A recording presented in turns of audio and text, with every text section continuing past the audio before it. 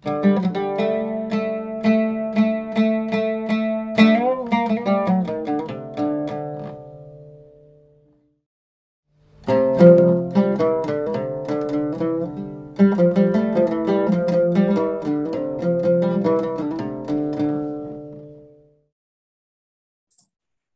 c'est bon. Bonsoir tout le monde. Je suis très très content que vous soyez tous là et qu'on en soit arrivé là, pardon. Je suis un peu ému, donc ça va venir doucement, doucement. D'abord, une petite introduction succincte. Je me présente pour ceux qui ne me connaissent pas.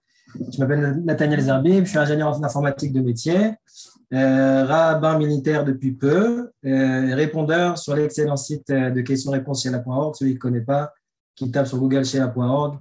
S'il y a une question de Torah, que ce soit de halakha ou de quelque autre sujet, je recommande fortement.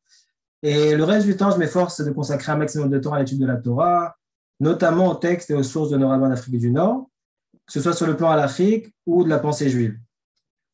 Donc ça, c'est pour ma présentation rapide et courte. Il y a 20 ans, il me semble qu'il y a 20 ans exactement, il y a eu le premier congrès constantinois qui s'est tenu à Jérusalem.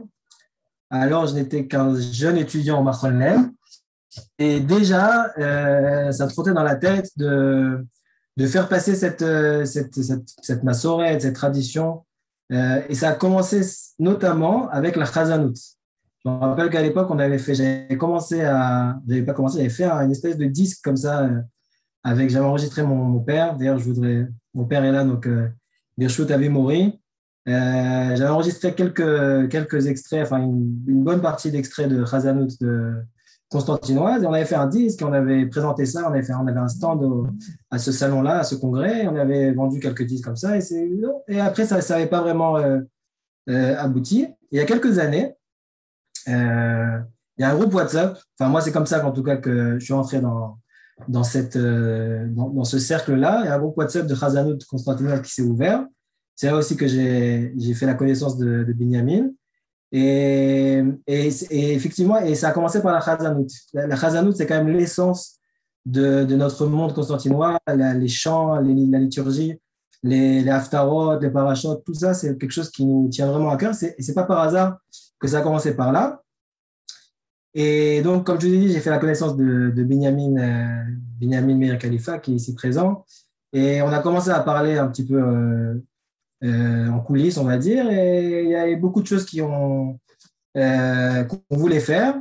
Et d'ailleurs, on avait les mêmes idées. Enfin, bon, et je ne prends pas le crédit, je donne tout le crédit à Binyamin parce que vraiment, pour ceux qui le connaissent, il œuvre cœur et âme pour ce projet. Il a monté le site Internet. Dans ce site Internet, maintenant, aujourd'hui, il y a les halachot, il y a les recettes de cuisine, il y a des milliers de morceaux de Chazanout qu'il a organisé dans le Drive et qu'il essaie d'organiser sur YouTube. Un travail colossal, un travail de titan. Et vraiment, tout le crédit lui revient. Et il y a quelques semaines et quelques mois, on a eu une autre idée. Enfin, c'est moi qui lui ai soufflé l'idée, mais il a accepté volontiers. Il a été tout à fait en accord avec cette idée-là. C'était que c'est vrai que maintenant, on a fait un site qui est extraordinaire, qui n'est pas encore terminé, qui est toujours en évolution. Mais ce site-là, on a les halachot. Les halachot qui sont comme un précis, comment on appelle ça, un résumé. Les halachot, on doit faire comme ça, comme ci, comme ça, comme ça, mais il n'y a pas les sources toujours. Et en fait, on a pensé à fonder un Beth Midrash, un centre d'études qui sera centré autour justement de la tradition, alors pas seulement constantinoise, mais plutôt nord-africaine, parce qu'il faut savoir quand même qu'il y a à peu près, c'est un chiffre que je lance, mais c'est un chiffre en gros, 85% des minagim d'Afrique du Nord qui sont communs à toutes les communautés. Et il y a évidemment, il y a des coutumes et des usages qui diffèrent de communauté en communauté, mais disons que la base commune est très, très large. Et donc, en fait, cette idée-là, c'est d'approfondir et de comprendre plus les choses de manière plus élaborée, plus profonde, et donc d'étudier les textes pour voir que finalement, nos minagim ont une source, ne sont pas simplement des choses que les communautés ont prises sur elles sans aucune raison, sans aucune source. Elles ont des sources ancrées dans les sources de la Torah, dans la Gemara, dans les Rishonim, dans les Achronim, etc. Et en fait, c'est le but de ce centre d'études-là, de prendre à chaque fois un sujet, un minag qui nous est cher, et de l'expliquer et d'en étudier ses sources. Alors, il faut savoir que ce travail-là d'approfondir ces minagim, c'est quelque chose il y a un réveil dans la communauté sfarade, notamment en Israël, qui est pas encore tout à fait, qui est pas encore assez large, qui touche pas encore une partie très importante de la population, mais qui commence à se réveiller. Ça fait peut-être une quinzaine d'années que ça commence. Il y a des cours, pas assez encore. Il y a des cours qui se font en hébreu sur ce genre de sujet. En français, de ce que je connais, il n'y en a pas du tout. Mais là, les cours de français de Torah, on connaît Torah Box, mais Torah Box, c'est loin en général de tout ce centre d'intérêt-là qui sont les minagim. Donc, c'est quelque chose qui n'existe pas a priori. Donc, c'est quelque chose qu'on veut inventer, dont on a le cœur à mettre en place. Et donc, c'est pour ça qu'on a créé ce truc-là, ce centre d'études-là. Maintenant, on l'a appelé, je ne sais pas si vous avez remarqué, on a appelé ce centre d'études-là Emet Meretz.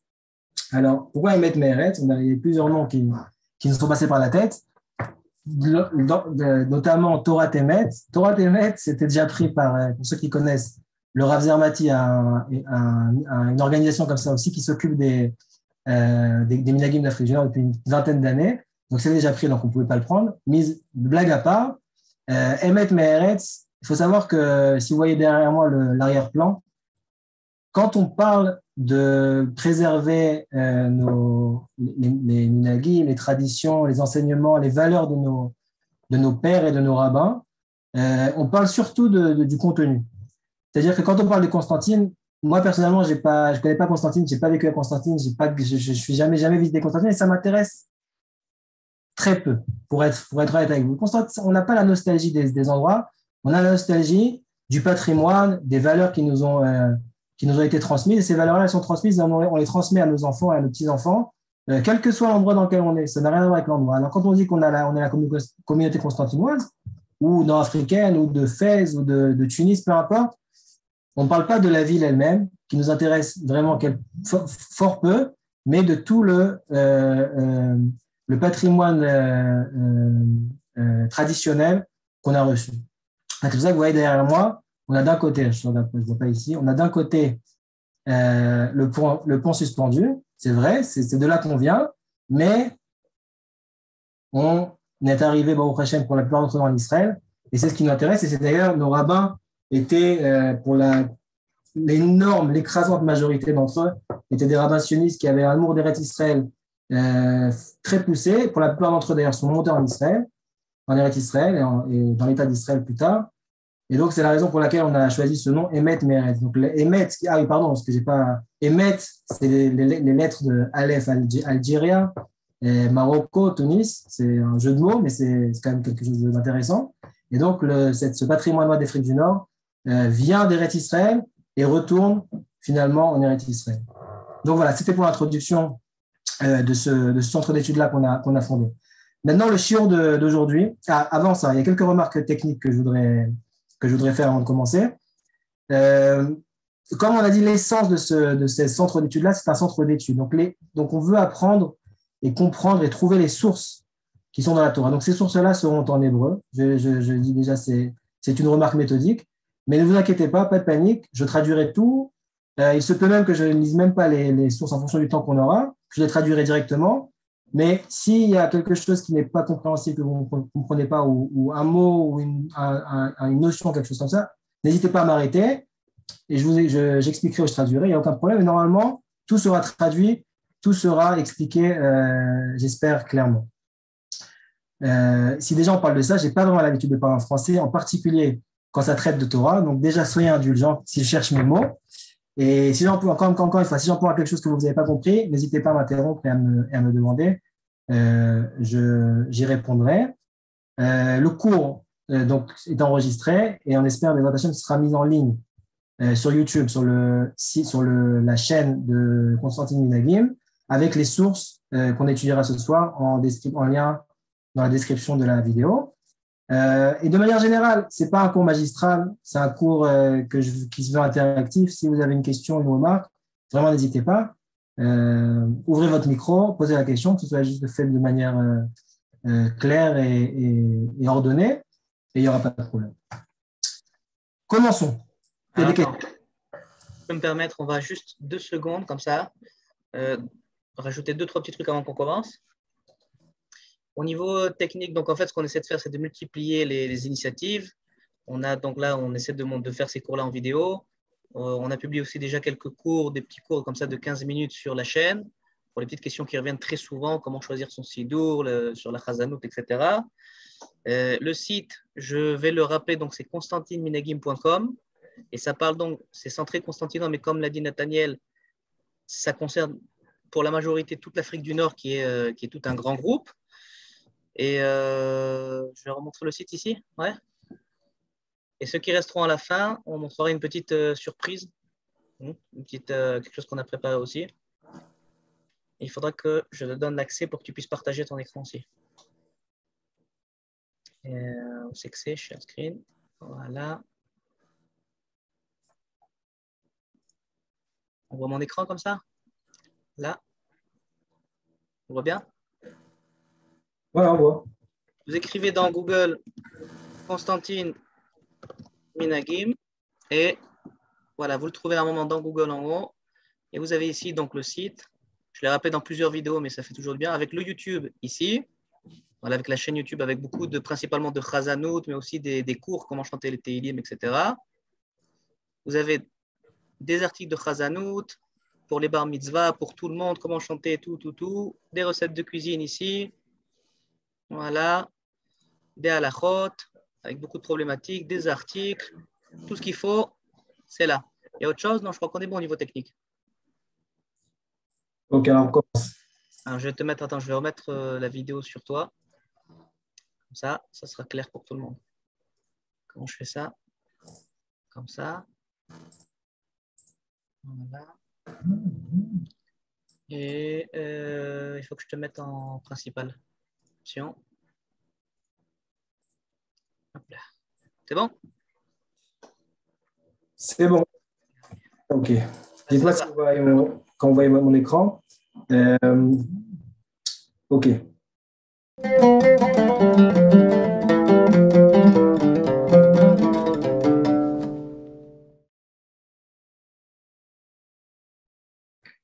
Donc, préserver ses minagim, caprice folklorique ou obligation à l'Afrique. J'ai intitulé ce cours de cette manière-là. Parce que quand on parle des minagim, on a souvent tendance à considérer ça comme des minagim, des coutumes folkloriques, ésotériques, sympathiques, mais pas plus que ça. Et en fait, la question qu'on doit se poser déjà avant de commencer de parler est-ce qu'on doit préserver ces minagim ou pas, c'est de savoir qu'est-ce qu'un minag, qu'est-ce qu'on appelle un minag finalement. La première source, regardez, vous voyez mon écran, oui? Tout le monde voit mon écran? C'est bon? Benjamin, on voit mon écran? Pour ma part, je vois ton écran. D'accord. OK. Donc, la première source, le Midrash dans Michelet nous dit la chose suivante. Donc, ne reviens pas en arrière sur ce qu'ont fait tes pères. Amar Rabbi Shimon ben Yochai, minag she'asu avotecha al teshane oto. Donc, Rabbi Shimon ben Yochai nous dit, un minag que tes pères ont fait, ne le modifie pas, ne le change pas. Kegon, Avraham shetiken filat ha-shacharit, ve'Yitzchak tiken filat mincha, ve'Yaakov tiken filat arvit. Donc, comme par exemple, Avraham qui a institué la prière de Shacharit, Yitzchak de mincha, et Yaakov de arvit. Chez l'Otomar Afani Mosif Acheret, pour que tu ne dises pas que moi aussi je veux en rajouter une, chez Nehemar Asher asu avotecha, puisqu'il est écrit ce qu'ont fait tes pères. Ma asu avotecha, Amar Rabbi Yochanan lo asu avotecha laem levadam, et là asuya lechol adorot. Donc, on dit le Midrash, ce qu'ont fait tes pères, ce qu'ont institué tes pères, ils ne l'ont pas fait que pour eux-mêmes, mais ils l'ont fait pour toutes les générations futures. Donc, de ce Midrash-là, assez court, on apprend 3 choses. La première, c'est la réponse à la question qu'on s'est posée juste avant. Quelle est la définition du minhag? Et on voit ici quelque chose de très, très intéressant. Le minhag, selon les sages, c'est la tfila. shacharit, mincha, arvit, et toutes les choses dont on a l'obligation. Donc, si on pensait que le minhag, c'est quelque chose de, comment dire, pas obligatoire, facultatif, là, on voit que c'est quelque chose qui est complètement obligatoire, qui est obligatoire pour que tous les juifs font. Tout juif qui se respecte prie la tfila de shacharit, mincha et arvit tous les jours. Donc, ici, on voit que le minhag, selon la parole des sages, selon la conception des chachamim, c'est quelque chose d'obligatoire. En fait, c'est la halakha. Le minhag, c'est la halakha. Et là, il faut qu'on fasse une distinction justement entre le mot minhag en hébreu. Le problème, c'est qu'en hébreu, on n'a qu'un seul terme pour désigner minhag. En français, on pourrait dire qu'il y a d'un côté la coutume, qui est effectivement quelque chose qu'on n'a pas l'obligation de faire. Et d'un autre côté, on a un usage. Okay, donc, les deux peuvent se traduire par le mot minhag, mais sont deux choses différentes. Si je prends un exemple. Par exemple, à Rosh Hashanah, on a la tradition, la coutume de manger du tbir, le premier jour de Rosh Hashanah. Ou alors, les Marocains, ils mangent du couscous sucré, avec les pruneaux, avec les fruits secs, etc. Ça, c'est une coutume. Est-ce que je suis obligé de le faire? Est-ce que si je ne le fais pas, est-ce que si je mange autre chose un jour de Rosh Hashanah, j'enfreins quelque chose? Je n'enfreins rien du tout. Je n'ai pas une obligation. Ce n'est pas quelque chose qui a trait à la halakha, au monde du Beth Midrash. Par contre, il y a une question qui se pose pendant le Seder de Rosh Hashanah. Est-ce que je fais le Seder de Rosh Hashanah avant Moti, entre le Kiddush et Moti, ou est-ce que je le fais après le Moti? On a ici deux minagim. Donc ici, on a ici deux usages qui ont un trait complètement avec la halakha. Parce que selon ceux qui disent qu'on doit le faire après le moti, il y a un problème de bracha chez Natsricha, c'est un problème de halakha qui se pose, évident. Et donc là, on a un usage. Donc selon ce midrash-là, on voit que ceux qui ont l'usage, par exemple, de faire le seder entre le kiddush et le moti, devront continuer à le faire. Ceux qui n'ont pas cette habitude-là, le feront après moti. Donc c'est la première chose qu'on apprend de ce midrash-là, la définition du mot minhag, qui est complètement égale à la halakha. Aujourd'hui, en hébreu, pour distinguer la coutume de l'usage, on dit minhag halakha. D'accord? C'est pour distinguer. Mais en fait, ce terme-là n'existe pas dans les textes de nos sages. C'est juste aujourd'hui, dans notre monde moderne, où le mot minhag a une connotation un petit peu péjorative, qui est de tradition et de coutume. Donc, on emploie le mot minhag halakha. Mais minhag, c'est halakha. Deuxième chose qu'on voit de ce midrash, on voit que le midrash nous dit chez l'otomar afani mosif acheret, c'est-à-dire que je pourrais me dire, c'est vrai que mes pères ont pris quelque chose sur eux, mais moi, je veux faire mieux qu'eux, je veux faire plus qu'eux. Par exemple, on sait qu'on n'a pas le droit de manger de la viande selon la Gemara, pour Tisha B'Av. La Gemara nous dit qu'on n'a pas le droit de manger de la viande qu'à la Seuda Mafseket. Il y a beaucoup de minagim qui disent que, la plupart des communautés juives s'interdisent de manger de la viande avant la Seuda Mafseket. Il y en a qui s'interdisent ça à partir de la semaine de Tisha B'Av, il y en a qui interdisent à partir de Rosh Chodesh, etc., etc. Moi, je vais dire, mais par exemple, le minhag, nous, c'est les 9 jours, à partir de Rosh Chodesh. Mais moi, je dis non. Moi, je m'interdire de manger de la viande à partir du 17 Tammuz. Est-ce que j'ai le droit? Est-ce que c'est légitime par rapport à ce midrash? Le midrash nous dit clairement, non, ce n'est pas légitime. Si tes pères ont décidé de s'interdire seulement 9 jours, c'est comme ça que tu dois faire. Et si tu fais mieux qu'entre guillemets, plus que, si tu es plus sévère que tes pères, tu n'as pas fait le minhag et donc tu as enfreint le fait de préserver le minhag. Deuxième chose. Et troisième chose, on voit à la fin que le minhag que nos pères ont fait ne les contraint pas seulement eux, mais contraint entre guillemets, oblige, engage toutes les générations futures à se comporter de la même façon. Maintenant, vous pouvez me dire, mais c'est un midrash, il y a tellement de midrash dans la Gemara, dans les midrash Rabbah, midrash Tanhuma, il y a des milliers de midrash. Est-ce que le midrash, c'est quelque chose qui nous incombe? Est-ce que c'est quelque chose qui nous oblige à faire? En général, non. En général, le midrash, ce n'est pas toujours quelque chose qui a une incidence halachique. Donc, on doit revenir à nos textes halachiques. La Gemara, dans le traité de Psachim, nous raconte une histoire. Donc, les habitants de Baïshan, c'est le nom d'une ville, selon certains, on verra plus tard que c'est Beth Shean, avait l'habitude de ne pas voyager de Tzor à Tzidon, qui sont deux villes dans le nord du Liban, mais dans le nord d'Israël biblique, la veille de Shabbat. Et Rachid nous explique Yom HaShuk Shabbat Berev Shabbat, Ven Machmirim Alatzmam, Shelo Libatem Mitzorke Shabbat. Nous explique Rachid que le jour du marché à Tzidon, c'était le vendredi. Et donc, ils avaient pris sur eux de ne pas aller le vendredi pour pouvoir se consacrer pleinement aux préparatifs du Shabbat. À tout Benayo Kameh de Rabbi Yochanan. Donc, ils sont venus, leurs enfants, une génération est passée, leurs enfants sont venus vers Rabbi Yochanan pour lui demander un mot. Donc, ils ont demandé s'ils pouvaient annuler cette interdiction. Et qu'est-ce qu'ils ont prétexté? Nos parents pouvaient se permettre. Nous dit Rachid, nos parents étaient riches. Ils pouvaient se permettre de travailler que 5 jours par semaine, non pas 6 jours par semaine. Donc, c'est pour ça que pour eux, ne pas aller le vendredi au chouk, au marché, c'était possible. Anan, la Efsharlan. Nous, on ne peut pas. Parce qu'apparemment, ils avaient moins de moyens. Amar Léo, donc leur a dit Rabbi Yochanan, Gvar kibla avotechem alehem, sheneemar, shema beni musa rabicha, ve'altiton shtorah temecha. Rabbi Yochanan leur dit, du fait que vos pères ont pris sur eux cette interdiction-là, vous ne pouvez pas vous la permettre. Comme il est écrit, écoute mon fils la morale de ton père et n'abandonne pas la Torah de ta vie. Donc, à Pasuk ou Mishnah. Donc, on voit ici, d'après cette Gemara-là, qu'il n'y a aucune possibilité de se défaire d'une interdiction ou d'un minag que nos parents ont pris sur eux. C'est clair? S'il y a des questions, dites-moi.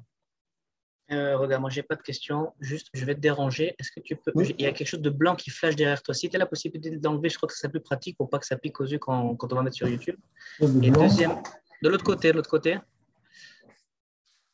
Non, de l'autre côté, c'est pas grave. Ouais. Et deuxièmement, je pense peut-être, si avec la souris, montre le texte que tu commandes. Comme ça, ça sera plus facile de temps en temps. Regarde ton écran. PDF. Oui, mais c'est pas grave, on peut voir avec ta souris à peu près où c'est qu'on en est. D'accord, alors je mettrai la main dessus. Oui. Regarde ton écran aussi. Pardon? Regarde ton écran.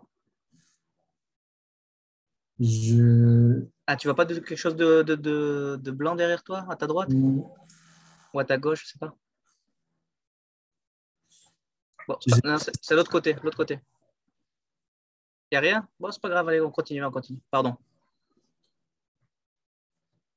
Ok. De toute façon, c'est l'écran qu'on voit là, on ne voit pas moi.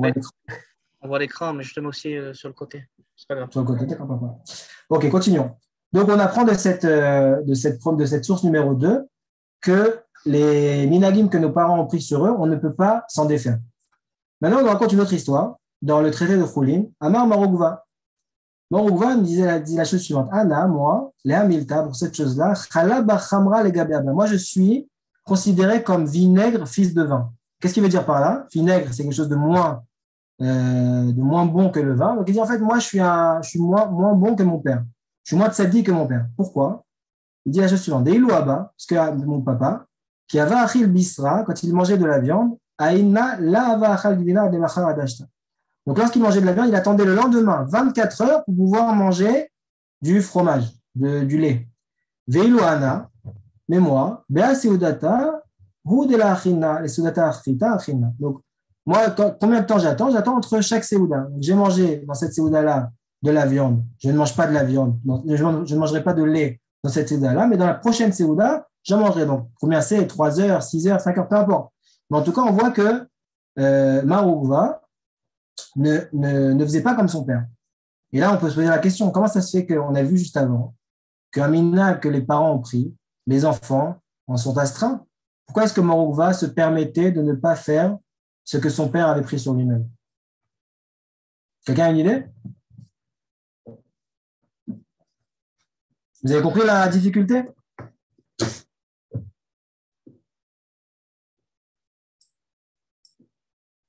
Ok. C'est anti-halakha, non? C'est anti-halakha. C'est anti-halakha, c'est-à-dire?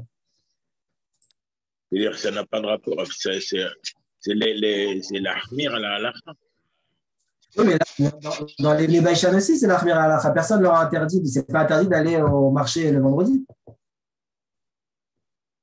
D'accord. Je ne sais pas si j'ai bien suivi ou pas, mais est-ce que déjà le père, il faisait pas déjà plus qu'il n'en faut?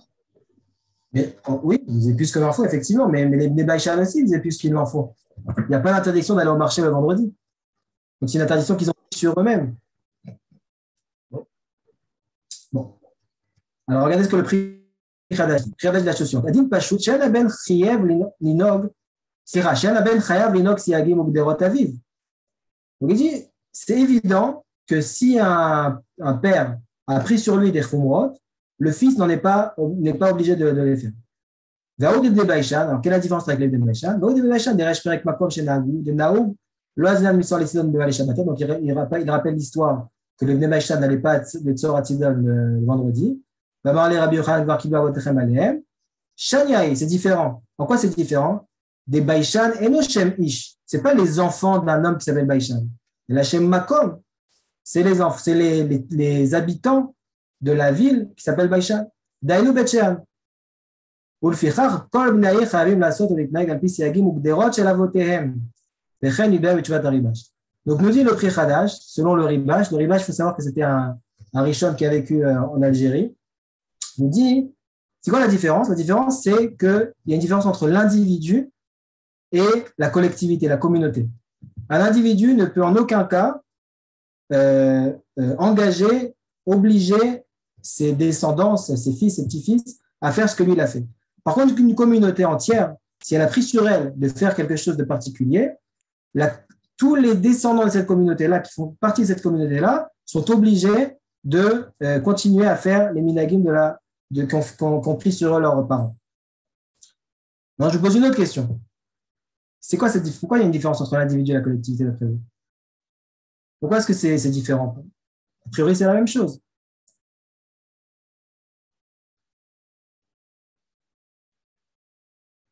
Quelqu'un a une idée?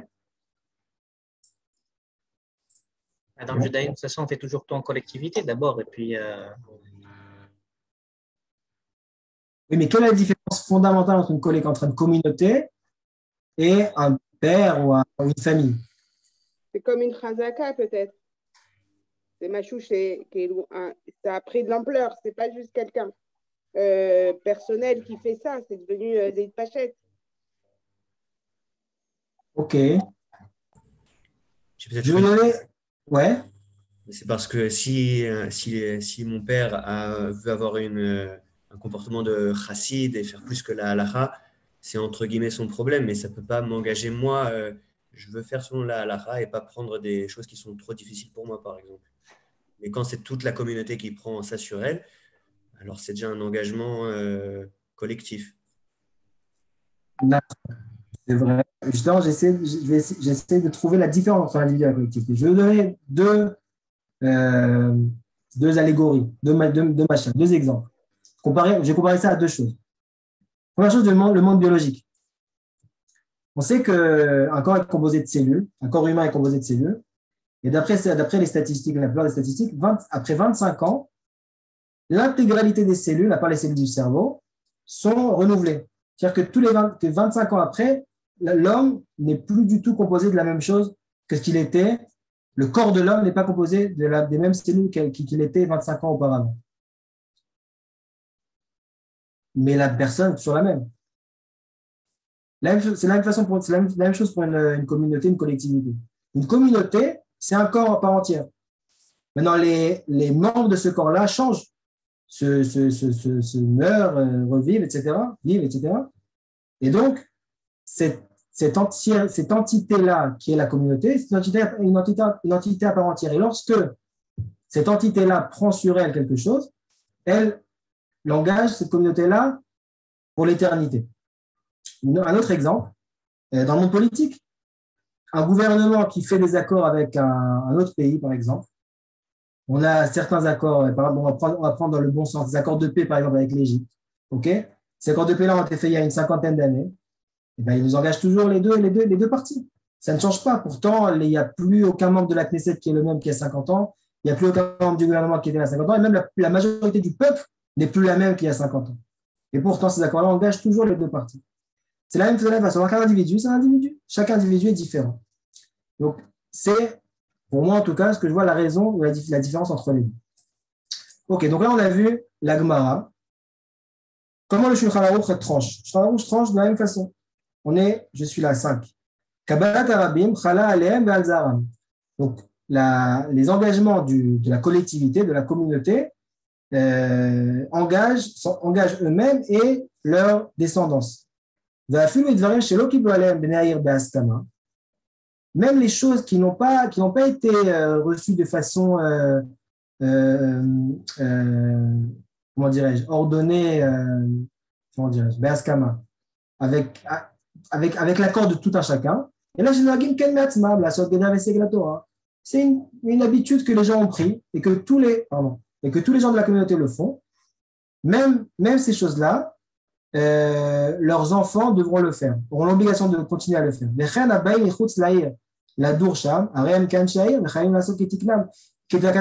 les gens qui viennent, qui se greffent à la communauté, donc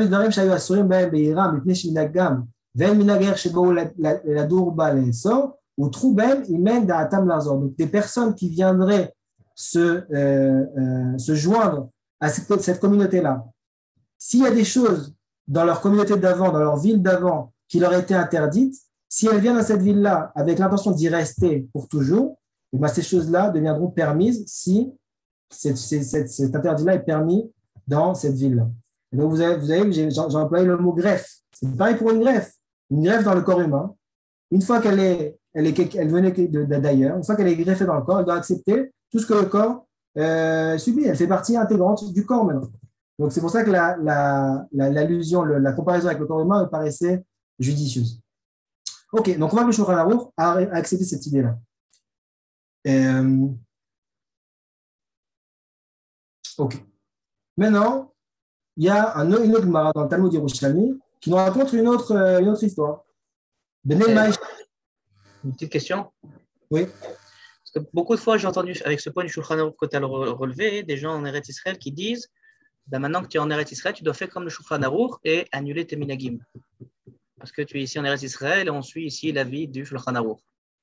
Alors, c'est un autre sujet, à savoir, est-ce qu'une Keila qui est nodédet, qui vient d'un endroit à l'autre, elle doit accepter les minagim de la communauté elle-même. D'autre part, il faut savoir que le Shulchan Aruch,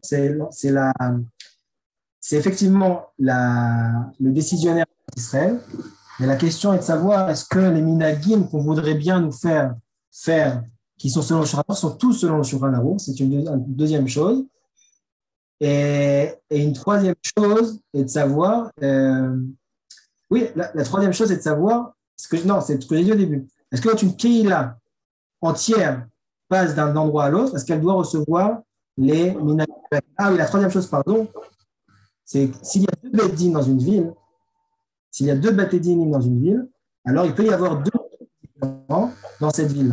Okay, mais c'est un sujet auquel je parle. Peut-être qu'on pourra faire un shiur à part entière sur ce sujet-là. Pour l'instant, on est dans le principe. Okay, dans le principe, qui reste à sa place. Pardon? Excuse-moi, je veux dire, un indice de réponse pour ceux qui voudraient, ce serait en fait une différence entre des individus un par un comme ça et maintenant le fait qu'il y ait beaucoup, par exemple, de gens d'Afrique du Nord. Donc, on a des Keilot, on a des minagim installés, etc. Donc, on peut continuer, même en Eretz Israël, avec ce qu'on voit dans le Shulchan Aruch, à continuer des minagim qu'on a depuis 2000 ans. D'accord. Cette question, encore une fois, ce n'est pas le sujet, mais cette question-là, elle s'est posée il y a 500 ans à peu près, après l'expulsion des Juifs d'Espagne, où il y a des communautés entières qui se sont déplacées d'un endroit à l'autre. Et toutes ces questions-là ont été posées, et ce n'est pas quelque chose de nouveau. Nous, on a la chance, l'occasion de le revivre. En tout cas, ce n'est pas quelque chose de nouveau, c'est de l'encre qui a coulé à ce sujet-là. Mais je voudrais vraiment qu'on se base pour l'instant sur le principe de est-ce qu'on doit garder les minagim bichlal ou pas. Peut-être que finalement, ce n'est pas obligatoire. On voit que le Shulchan Aruch nous dit c'est obligatoire. Bon. Avant de passer à la prochaine référence, on a dit qu'on a comparé l'individu à la collectivité. On sait qu'un individu, lorsqu'il prend sur lui de faire quelque chose, On appelle ça de manière générale un neder, un vœu. Et on sait, selon certains avis en tout cas, qu'un vœu, on peut l'annuler. Alors, ce n'est pas quelque chose d'évident, ce n'est pas quelque chose de simple. Pour pouvoir annuler un vœu, il faut ce qu'on appelle petach lecharata. Il faut qu'on vienne voir un rab ou un bédin, il nous demande est-ce que si jamais tu savais ça, si et ça, si tu avais su que si et ça, que tu serais arrivé dans ce genre de conditions, est-ce que tu aurais quand même fait le vœu, etc., etc. Et à ce moment-là, il dit non. Dans ce cas-là, selon certains avis, on peut annuler un vœu. Donc la question qui se pose, c'est OK, on a dit que les générations d'après, elles doivent continuer à faire les minagim de leurs parents. Mais peut-être qu'elles ont l'occasion, peut-être qu'elles ont la possibilité de faire ce qu'on appelle la tarat nedarim. Peut-être qu'on peut leur permettre, par la tarat nedarim, comme un individu qui prend sur lui quelque chose, il peut s'en défaire par cette tarat nedarim-là. De la même façon, peut-être que les enfants de ces communautés-là peuvent faire la même chose. Le Talmud Yerushalmi nous raconte la chose suivante. Ne maïcha kibou aléen, donc je suis ici. Shelo les frosh bayam adamim. Apparemment, donc les bnei maïcha, c'est un autre endroit. On prie sur eux de ne pas aller en mer. Apparemment aussi, c'était à l'approche du Shabbat, pour ne pas prendre le risque de rester Shabbat dans la mer. Atun shalom les Rebbi. Amrenne avotenu naagu shelo lifrosh bayam agadon. Anouma anu. C'est un peu la même histoire que les bnei baïcha. Donc là, ils sont venus voir, les enfants sont venus voir Rebbi Yehuda Hanassi, ils lui ont demandé est-ce que nous, on est obligés de faire ça aussi. Donc il leur répond de la même façon comme Rabbi Yochanan, que du fait que les parents ont pris sur eux, vous n'avez pas le droit de changer vos minagim. Et la Gemara pose la question, pourquoi on ne peut pas faire la tarat nedarim? A priori, on peut faire la tarat nedarim. Taman, Mishenadar, Nishal. Il dit, c'est vrai qu'une personne, elle peut faire la tarat nedarim, mais c'est quand la personne elle-même a fait le vœu. Là, ce n'est pas les enfants qui ont fait le vœu, c'est leurs parents qui ont fait leur vœu. Donc, a priori, ils ne peuvent pas faire la tarat nedarim. Nous dit la Gemara, au contraire, si une personne, sur elle-même, elle a fait un vœu, elle peut avoir la possibilité de faire la tarat nedarim, de se défaire de ce vœu-là. Une personne qui n'a pas fait le vœu a plus forte raison qu'elle pourrait se défaire du vœu qu'elle n'a pas fait elle-même et que ses parents ont fait. Donc, selon cette Gemara-là, on voit le contraire de ce qu'on a vu jusqu'à présent. Pas le contraire, mais en tout cas, on voit qu'on a une possibilité de se défaire des minagé avot par la tarat nedarim. On a une autre référence dans le Talmud Bavli cette fois. Bnei Chosae, Naagé de Mefarsheh Chala Me'arouz. Les Bnei Chosae, donc un autre endroit, faisaient la frachat chala sur le riz. Maintenant, on sait très bien que le riz n'a pas d'obligation de faire la frachat chala. On fait la frachat chala que sur les 5 céréales. Le blé, l'orge, l'avoine, le son, le seigle, l'épeautre, je ne sais plus exactement, enfin en tout cas, mais sur le riz, c'est évident qu'on ne peut pas faire, qu'on n'a pas besoin de faire la frachat chala. Donc on voit quand même que ça existe quand même des minagim qui sont erronés. Je vois à ce propos, il y a une histoire de Rabbi Yosef Messas. Rabbi Yosef Messas, il est né à Meknes. D'ailleurs, il est là. On voit Rabbi Yosef, je ne me vois pas, mais je crois qu'il est derrière. Il est né à Meknes et il a été rab de Tlemcen, en Algérie. Et une fois, il a rendu visite dans une communauté, dans une des villes d'Algérie. Il a vu qu'il faisait tous les motsei Shabbat, Birkat Alevana. Il leur a posé la question, c'est quoi ce Birkat Alevana tous les motsei Shabbat?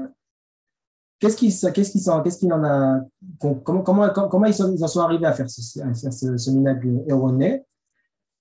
Eux, ils ne savaient pas que ça existait Birkat Alevana. Une fois, il y a un rabbin qui est venu, un motsei Shabbat, et il a commencé à faire Birkat Alevana.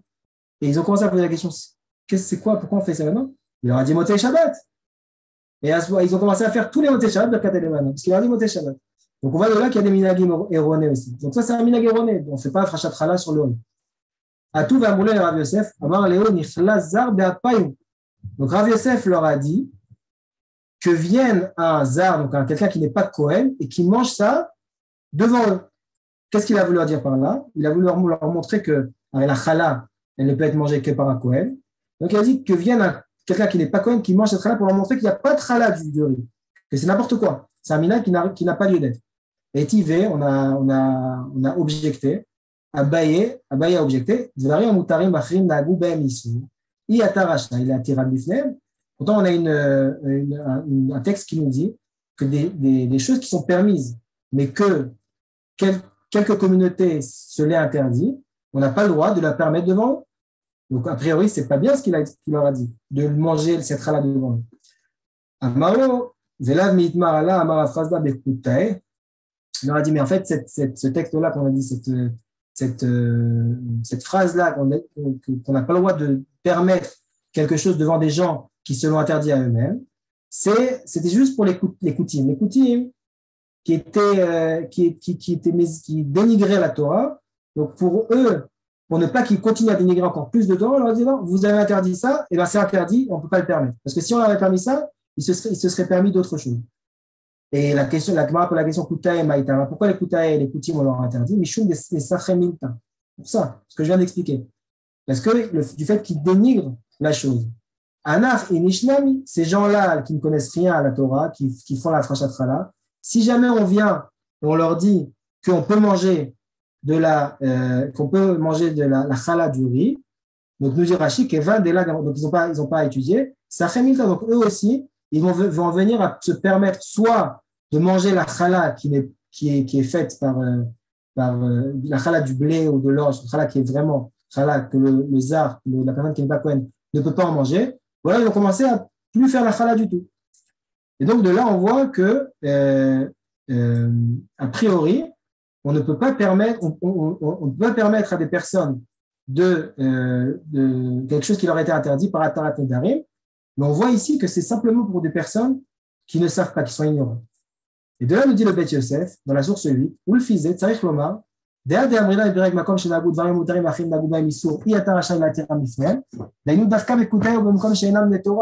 donc cette chose-là qu'on ne peut pas leur permettre, c'est simplement dans des endroits où il n'y a pas de Torah, où les gens sont ignorants. Et c'est Dafka, Beshayu, Dim, Shem, Mutarim, et c'est simplement dans des choses qu'ils savaient que c'est permis, mais qu'ils se sont interdits, ils se sont fait une propre khumra, ils étaient plus sévères avec eux-mêmes. Donc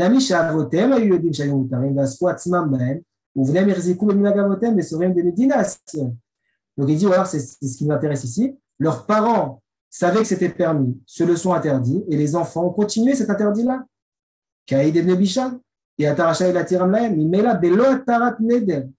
Donc tout ça, il nous dit, comment il comprend le Beth Yosef, la première source qu'on a vue, le Bnei Baïshan, que quand Rabbi Yochanan leur a dit qu'il ne peut pas leur permettre, il ne peut pas leur permettre stam, sans rien faire, sans Atarat Nedarim.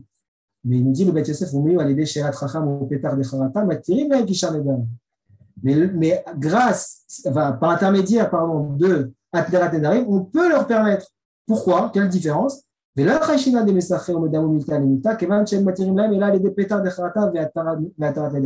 fait qu'on leur dise, maintenant on fait une cérémonie, voilà, maintenant on va vous permettre quelque chose qui était interdit, de ce fait-là, ils comprennent que ce n'était pas interdit vraiment. Et donc seulement pour ces personnes-là, on aura le droit de le faire, de permettre les minagé avot, de les annuler quelque part, par intermédiaire de la Atarat Nedarim. Donc, ça, c'est intéressant parce que bien qu'on ait vu que les minagé avot engagent non seulement les pères, mais aussi leurs enfants, il y a quand même une façon, selon le Beth Yosef, a priori, de s'en défaire. Donc, ça veut dire que je pourrais, moi, aujourd'hui,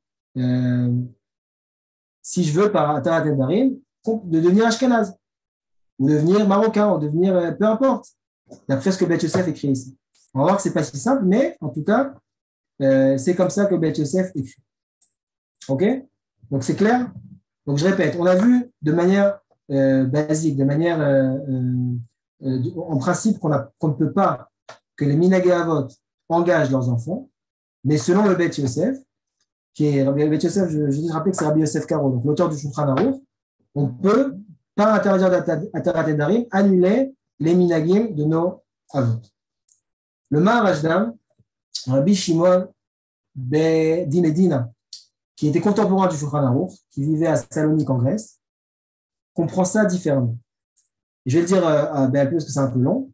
En fait, il dit que les choses qu'on peut permettre par Atarat Nedarim, il dit c'est simplement une chose que la communauté c'est interdit à elles-mêmes, mais rien à voir avec les minag les minagim de leurs parents.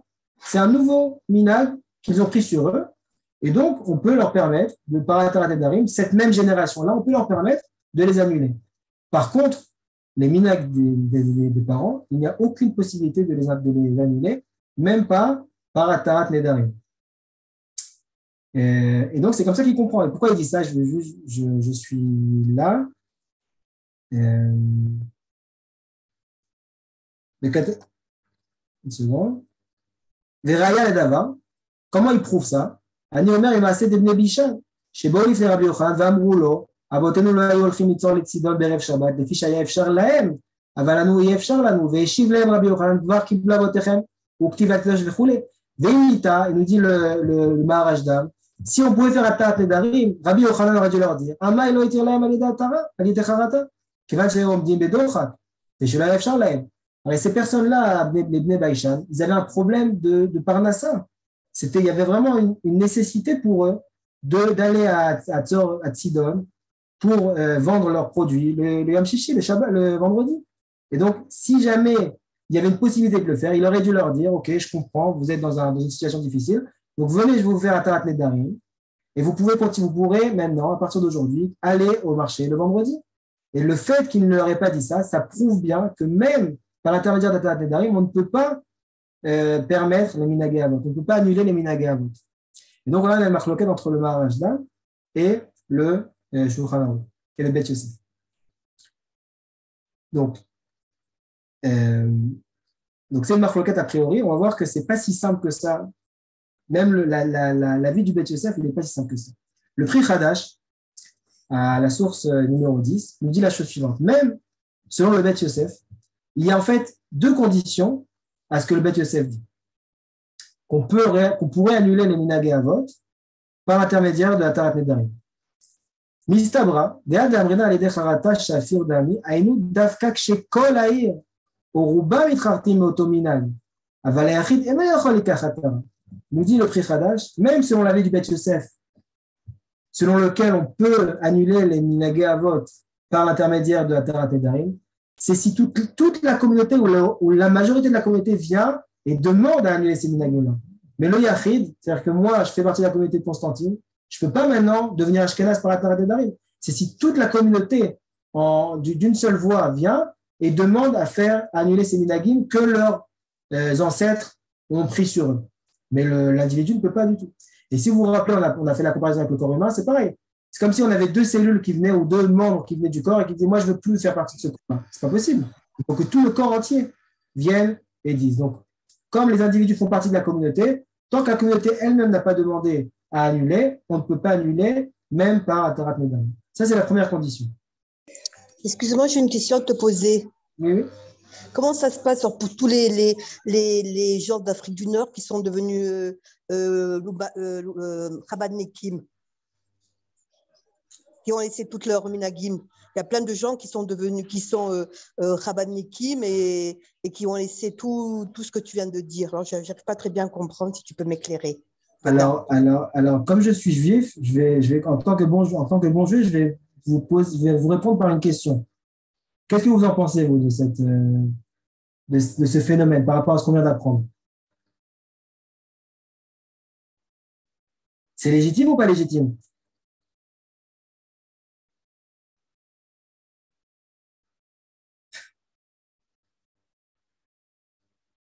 C'est pas légitime. C'est ma réponse. C'est pas légitime. On ne peut pas abandonner les minagim de ses ancêtres. C'est simple. Et même selon le Bet Yosef qui dit qu'on peut faire ça par Atarat Nedarim, c'est seulement si toute la communauté le fait, pas l'individu lui-même. L'individu est contraint de garder, de préserver les minagim de ses parents et de ses grands-parents. Okay? Ça, c'est la première condition. La deuxième condition, nous dit le Maharajdan, qu'on a vu juste avant, c'est autre chose. ואומר אני, שלעניינים דעתי אפילו לדברי האומרים, שביל הנעוז, לדברי האומרים, שמי שנהג איסור בדבר המותר, והיה יודע שהוא מותר, שאישה ויתירו לו כאין נדר הניתר על ידי פתר וחרטה, היינו בדבר שמן הדין היה מותר, לכולי עלמא כפי ההלכה, הפסוקה, בתלמוד ובפוסקים. אבל בדבר שנחלקו בו חכמי ישראל, הללו אוסרים והללו מתירים ונהגו במקום אחד כדברי האוסרים וקיבלו כך עליהם שוב, אין דבר הזה היתר בעולם בשום צד. On dit le Maharajda, même selon la vie donc, du Beth Yosef qui nous dit qu'on pourrait annuler les Minhagei Avot par Atarat Nedarim, c'est seulement dans un cas où les pères ont pris sur eux quelque chose qui était permis pour tout le monde, comme par exemple l'exemple des Baïchan, où personne n'interdit d'aller au shoot le vendredi. Donc c'est quelque chose qui est permis pour tous et qui ont pris sur eux cet interdit-là. Mais quelque chose qui est dans laquelle il y a une controverse entre les décisionnaires, il y en a qui disent que c'est permis, il y en a qui disent que c'est interdit, il y en a qui disent qu'il faut faire comme ça, il y en a qui disent qu'il faut faire comme ci. Dans ça, si la halakha a été tranchée comme un certain décisionnaire dans cette communauté-là, il n'y a aucune possibilité de faire comme l'autre décisionnaire. Je donne un exemple. Je donne un exemple pour ça. Par exemple, le Hallel, la bracha sur le Hallel à Rosh Chodesh. D'accord ? Alors, on sait que les Ashkenazim font la bracha, les Bnei Lot HaMizrach ne font pas la bracha, et les Sfaradim, ça dépend. S'ils sont en Yachid, ils ne font pas de bracha. S'ils sont en Tibour, en Minyan, ils font la bracha. Les Kro et Ta'al. Alors, ces trois avis-là, ces trois avis de trois Rishonim. Selon le Rambam, le Hallel à Rosh Chodesh, c'est un minag, on ne fait pas de bracha sur le minag, donc on n'a pas le droit de faire la bracha. C'est comme ça que tranchent les Bnei Lot HaMizrach, comme le Rambam, et comme le Shulchan Aruch. L'avis de Rabbeinu Tam et du Rosh, c'est que ce soit en Yachid ou en Tibour, on fera la bracha quand même. Et l'avis du Rif, c'est en Yachid, on ne fera pas, en Tibour, on fera. Et donc les gens d'Afrique du Nord, 95% d'entre eux, si ce n'est pas 100%, font la bracha à Rosh Chodesh, les croix et Hallel, selon l'avis du Rif. Et donc là, on voit que, selon le Maharajda, dans un cas pareil, il n'y a aucune autorisation, aucune possibilité d'annuler ce minag-là, parce que c'est un minag il y en a qui disent comme ça, il y en a qui disent comme ça. La communauté d'Afrique du Nord, dans son intégralité, a décidé de faire comme le Rif, qui est de faire la bracha en minyan. Et donc, si on revient au premier midrash qu'on a vu au tout début, quelqu'un qui dirait, oui, mais moi je veux faire, c'est vrai que mon grand-père faisait la bracha sur le Hallel, mais moi, je suis plus tzaddik qu'eux, et donc, je ne veux pas faire de bracha levatala. Et donc, je ne fais pas la bracha, et bien cette personne-là, elle n'est pas légitime. Ce comportement-là n'est pas légitime. Parce que il ne fait pas comme le minag de ses pères. Donc, il a l'obligation de faire la bracha lorsqu'il est en minyan à Rosh Chodesh. C'est un exemple. Si on revient juste dans la source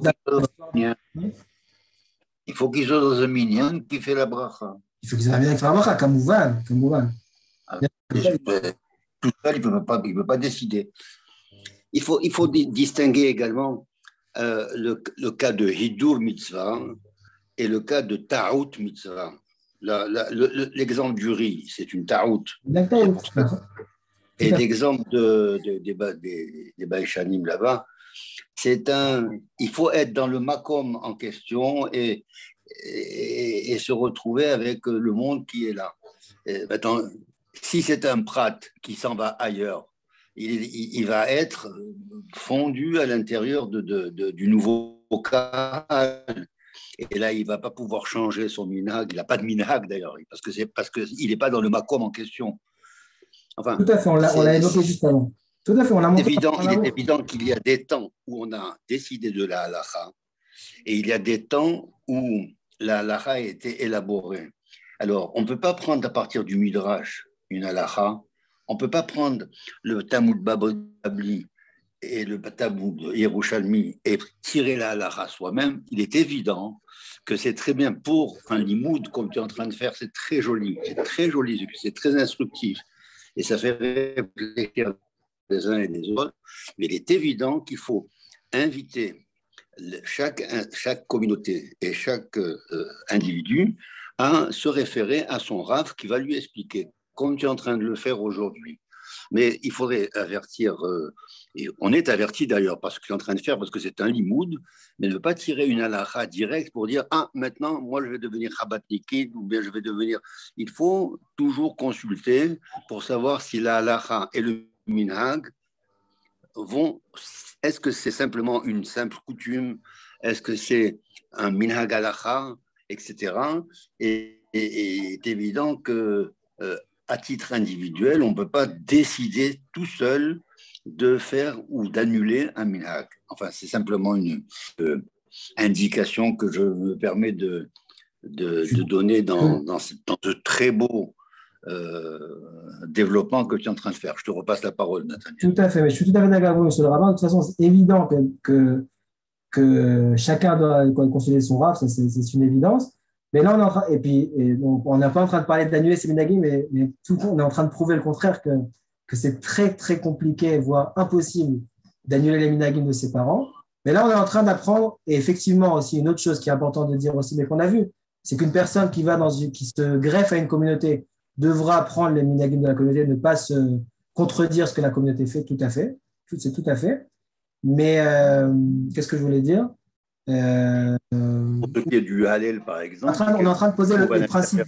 À l'intérieur d'un minyan, il ne va pas pouvoir faire la bracha tout seul parce qu'il ne peut pas faire Béahid de dire la bracha de l'ikro quand il est Yahid. Donc, il est obligé de se conformer au minyan dans lequel il se trouve et faire ou ne pas faire de bracha. Tout à fait, mais je voudrais juste ajouter que le problème de Safek Brachot, la Kula, etc. Mais tu vois très bien que c'est une halakha des et qui est appliquée d'une manière ou d'une autre. Non, mais c'est très bien de signaler les différents minhagim, mais toujours de prendre la précaution que le minhag est important et il faut savoir quel est le shoresh. Si c'est un minhag simplement une coutume toute simple, si c'est ta'out, et c'est bien de pouvoir s'intéresser et poser les questions. Et là, ici, c'est une étude. Et c'est très bien que ça soit une étude. Il faut préciser que c'est une étude que tu es en train de faire et que ce n'est pas Msak Halacha. Tout à fait. Et donc, je rebondirai sur deux choses. La première, c'est qu'effectivement, on est en train de poser les bases et d'étudier les principes. Exact. On a mis en place ce centre d'études justement pour essayer de comprendre la source et les références de tous les minhags que la communauté d'Afrique du Nord a pris sur elle, pour justement comprendre que ce ne sont pas des minhags qui sont inventés, mais qu'elles ont leur source et leur référence dans les textes de la Torah et des décisionnaires. Je vais juste 2 secondes. On a attention aux gens avec leur micro si vous avez coupé les micros. Deuxième chose, on a une question de Raphaël. Tu la vois? Qu'en est-il du respect des minhagim de ses parents? Ceux-ci n'en avaient pas vraiment ou pas beaucoup? Je ne sais pas si je comprends la question. Tu peux… Je pense qu'il veut dire, imagine tu es constantinois et tu as tes parents qui sont constantinois mais qui ne connaissaient pas beaucoup de minhagim. Qu'est-ce qu'il fait, l'enfant, quand il grandit? Mais c'est d'accord, il ne connaît pas beaucoup de minhagim, je crois pas. Il faut qu'il apprenne ses minhagim. Mais je vais te dire de manière générale, d'expérience. Moins les gens connaissaient, moins les gens ont étudié, et plus, encore une fois, je dis ça avec beaucoup de précautions, selon les précautions du rabbin Gedge. Mais le problème aussi, voilà, ce que je voulais dire sur les propos du rabbin Gedge, souvent, en ce moment, malheureusement, il y a des jeunes ou des moins jeunes qui quittent le berceau familial et qui vont étudier dans les yeshivot, soit en France ou en Israël. Et dans ces yeshivot-là, on ne leur apprend pas toujours les minhagim de leurs parents. Et lorsqu'ils retournent à la maison, qu'ils voient que leurs parents font des choses différentes de ce qu'ils ont appris à la yeshiva, alors encore une fois, je ne sais pas de qualité, mais souvent ils viennent et ils disent c'est pas bien parce qu'on fait différemment à la yeshiva. Et souvent, encore une fois, sans généraliser, mais souvent, il se trouve que leurs parents faisaient des bonnes choses qu'ils avaient vues faire par leurs ancêtres, par leurs rabbins, etc., et qui étaient des choses qui étaient fondées, donc on est en train de l'apprendre, et qu'eux viennent avec une autre halakha, un autre niveau, qui n'est pas le minhag de leurs parents. Et donc, ce que je dis en général, c'est que moins les personnes ont étudié, et plus il y a de chances que ce qu'elles font, c'est quelque chose qui est authentique. D'accord? Parce que justement, elles n'ont pas du tout d'influence extérieure, elles n'ont pas étudié des textes autres que ce qu'elles ont vu à la maison, dans leur synagogue, que ce soit en Algérie, à Constantine ou après, plus tard en France. Et donc, encore une fois, avec beaucoup de précautions, il se peut fortement que ce qu'ils font, c'est les bons minhagim. Maintenant, après, il faut voir chaque cas. S'il y a quelque chose qui paraît bizarre, il faut demander à son Rav, il faut demander à un Rav, il faut étudier. C'est pour ça, c'est exactement ce qu'on est en train de faire. On est en train d'essayer d'apprendre les sources et d'étudier pour pouvoir mieux comprendre les raisons et les sources de nos minagim. J'ai répondu? Oui, bonsoir Nathaniel. Bonsoir, Raphaël. Oui, je pense que tu as répondu, oui. En fait, je peux préciser oralement la question si tu veux, si ça ne dérange pas et si on a encore le temps. Ah non, pas du tout. En fait, dans énormément de familles, comme tu as dit, on a la situation qui était en place et on a après ce qui a été proposé dans les mains de l'enfant, si tu veux. C'est vrai qu'on a pas mal de familles où, la mienne par exemple, où on vient de Constantine, mais on avait, au niveau des minhagim et des traditions, on avait pas mal de folklore, de choses un peu... Enfin, c'était pas très précis, il y avait des choses magnifiques, des choses qu'on a gardées, des choses qu'on a aimées et tout ça. Mais on était dans des familles qui étaient pas très, très pointues au niveau halakha. Ça fait qu'on n'a pas, si tu veux, on n'a pas grandi avec beaucoup de halakha, de minhagim. On avait comme ça un tableau assez général un peu folklorique avec des choses précises, d'autres un peu moins précises. Et après, on a grandi et en grandissant, on s'est renforcé au niveau Torah et on a été, si tu veux, on a trouvé la Torah de l'Halakha dans d'autres courants. Moi, par exemple, je me suis, si tu veux, rapproché de Chabad et moi, je me suis beaucoup rapproché de Chabad. Ça fait que j'ai ce que j'ai laissé de mes parents, c'est on va dire, des choses qui n'étaient pas des choses très pointues au niveau halakha, si tu veux. Ça fait que moi, j'ai trouvé chez Chabad énormément de choses plus précises, plus exactes, plus rigoureuses. Tu vois ce que je veux dire? Alors, je vois ce que tu veux dire, mais plus exact et plus rigoureuse, c'est pas quelque chose d'égal. Non, ça peut être plus rigoureux sans être plus exact, forcément. Non, c'est vrai que mes parents, ils faisaient des choses que eux-mêmes ils avaient vues de leurs parents, mais si tu veux, c'était assez folklorique. C'était pas très très précis, très appuyé sur une halakha précise. Tu vois ce que je veux dire? Alors regarde, je prends ta question. Je laisse ta question en suspens. Tu vas voir que dans quelques minutes, on va voir quelque chose qui va répondre à ta question. D'accord? Ok, merci. Ok, donc on a vu deux conditions au Beth Yosef. La première, c'est que si on veut annuler, c'est que tous les gens de la communauté, toute la communauté entière doit venir pour demander à annuler. Et c'est que dans un cas où quelque chose qui était permis et qui se sont interdits, mais quelque chose qui est une halakha qui aurait été tranchée comme un tel chacham et pas comme un autre, ne peut pas être annulé. Maintenant, il y a Shulchan Aruch. Le Beth Yosef nous dit que c'est possible. Donc, on va le Shulchan Aruch, qui est le même auteur que le Beth Yosef, Rabbi Yosef Karo, nous dit la chose suivante. Imaïta askama geder la Rabbi Mosiag la Torah, ou le velidvar mitzvah, enam yecholim le'atiru. Donc, que nous dit le Shulchan Aruch? Que si jamais quelque chose qui a été décidé par la communauté, elle ne peut pas être annulée par Atarat Nedarim. On voit qu'il y a une contradiction après entre Beth Yosef et le Shulchan Aruch. On peut répondre à cette contradiction de plusieurs manières. Le Khatam Sofer a dit de cette contradiction-là, en fait, le Shulchan Aruch est revenu sur ses paroles, a changé d'avis. S'il est vrai que dans Beth Yosef, il a écrit qu'on pouvait le faire, en écrivant le Shulchan Aruch plus tard, il a changé d'avis et finalement, il est arrivé à la conclusion qu'on ne peut pas non plus le faire. Donc, il y a d'autres façons d'interpréter le Shulchan Aruch. En tout cas, c'est l'interprétation du Khatam Sofer et du Pri Chadash. Donc, mais on voit ici que les taux se resserrent sur le fait de pouvoir annuler les minhagei avot, mais même si on va selon l'avis qu'on peut le faire par Atarat Nedarim, disons que le Shulchan Aruch n'est pas revenu sur lui-même, mais est toujours dans cette situation-là, on a vu qu'il y a deux conditions pour le faire, et c'est vraiment, en pratique, c'est pratiquement la même chose. Parce qu'on ne voit pas une communauté entière venir demander les minhagei avot. On pourrait imaginer par exemple les Ashkénazes, que toutes les communautés Ashkénazes venaient et pour demander à annuler de ne pas manger les kitniot à Pessah.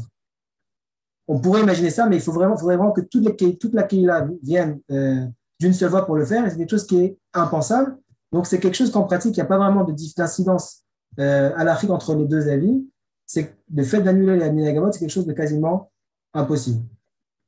Bon, je vais sauter ça. Akdama Bet Yosef, on voit que juste pour, je vais dire à l'oral, le Bet Yosef dans sa Akdama nous dit qu'il est venu, il a un principe qui est de trancher l'halakha selon la majorité parmi les trois, ce qu'on appelle Amoudora, le Rosh, le Rif, le Rambam.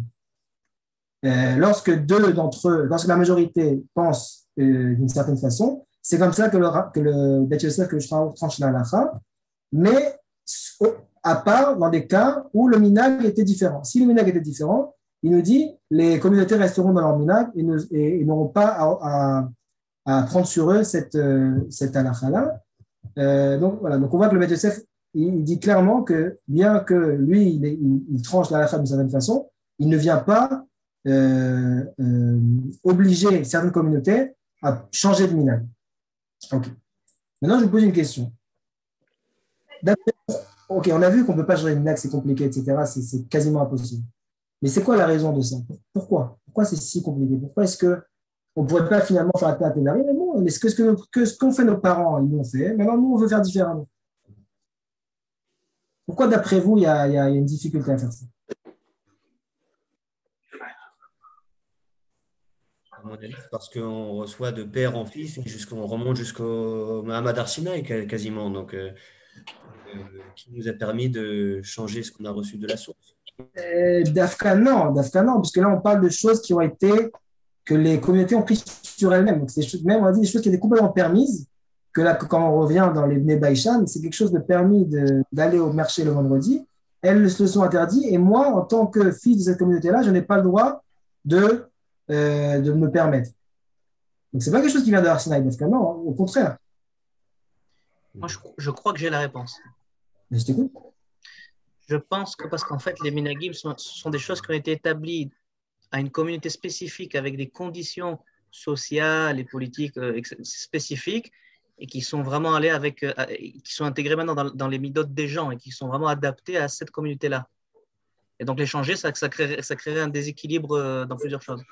C'est presque ça, c'est vrai ce que tu dis, c'est presque ça. Le prétoire, dans la source 15, il nous dit, à l'oral, lorsque nos parents ont interdit quelque chose, ils n'ont pas fait stam.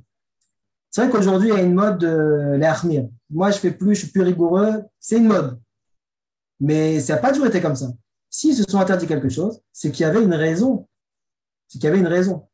Maintenant, malheureusement, le temps est passé, les générations sont passées, on n'a pas toujours idée de la raison pour laquelle un minag a été établi dans une communauté. Et donc, si je ne connais pas la raison du minag, peut-être que si je vais venir et je vais me permettre cette interdiction-là ou changer de minag, ça va influer sur ma propre intégrité religieuse. Et là, Raphaël, écoute bien l'histoire du Rama à la source 16. Je vais vous raconter l'histoire à l'oral. Le Rama, Rabbi Moshe Isserles, est le plus grand décisionnaire des Ashkenazim qui a écrit les Hagaot, les notes sur le Shulchan Aruch. Lorsqu'il est arrivé dans une communauté, lui il vient de Cracovie, mais lorsqu'il est arrivé dans une communauté de Cracovie pour être le Rav, il a vu qu'il y avait un minag, ou Mechila Mikvotrem, mais que le propriétaire du mikveh, le lendemain du jour où la femme était au mikveh, allait voir le mari de cette femme-là et lui disait Mazal Tov, lui souhaitait Mazal Tov.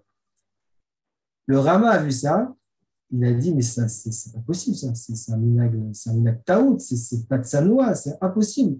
Donc il a annulé ce minag. Il a dit au Baal HaMikveh, tu l'arrêteras de dire Mazal Tov au mari de la femme, c'est pas de sanoua. Ok. Un jour, il y a un mari, un homme, qui est venu voir, qui a rencontré le propriétaire du mikveh dans la rue, et il était énervé contre lui. Pourquoi il était énervé contre lui? Il lui dit, tu ne m'as pas souhaité Mazal Tov, alors que ma femme hier était au mikveh. Alors il lui dit, il y a deux raisons pour lesquelles je ne t'ai pas souhaité Mazal Tov. La première, c'est que le Rama m'a interdit de souhaiter Mazal Tov. Je dis plus Mazal Tov, c'est fini ce minag-là. Et la deuxième raison, c'est que ta femme hier, elle n'était pas au mikveh. Comment se fait-il? En fait, Cracovie, c'était une ville où il faisait très très froid. Et les femmes, le mikvé, c'était une mikvé de glace, presque de glace, une mikvé glacée. Donc, les femmes, c'était difficile d'aller au mikvé. Et en fait, quand le Rama il a dit de ne plus dire Mazal Tov au mari, donc la femme s'est dit, j'ai pas de problème, il ne va pas le savoir, donc je ne vais pas y aller, et donc tout va bien. Et le Rama, quand il a entendu ça, il a énormément regretté ce qu'il a fait, il a compris qu'il n'avait pas compris finalement la raison du minag, et il a dit, il a fait tchouva, il a pris sur lui de reprendre le minag, il a pris sur lui, c'est la raison qui l'a poussé à écrire la mappa, le Haggah sur le Shulchan Aruch pour renforcer les minagim des communautés ashkénazes. À tel point que, voilà. Donc, quand on nous dit que nos parents, on ne sait pas trop ce qu'ils faisaient, etc., il faut comprendre chaque chose, quelque chose qui nous dit, qui demande réflexion, qui demande interrogation. On a le droit de s'interroger, mais il faut essayer de approfondir les raisons du minag et les étudier. Et c'est exactement ce qu'on est en train de faire. Donc, chaque minag, pas tous les minagim, on a vu que la chala sur le riz, ça, c'est un minag taout. Il y a des minag et taout, mais il faut partir du principe que le minag n'est pas un minag taout et essayer de comprendre pourquoi et comment le minag est un minag légitime. Si on est arrivé à la conclusion qu'il ne l'est pas, il ne l'est pas. Il n'y a pas de problème. Mais le point de départ doit être que le minag est un bon minag et il faut trouver les sources pour le justifier. Et d'ailleurs, on voit que c'était l'état d'esprit dans lequel étaient les chachamim. Il y a une question?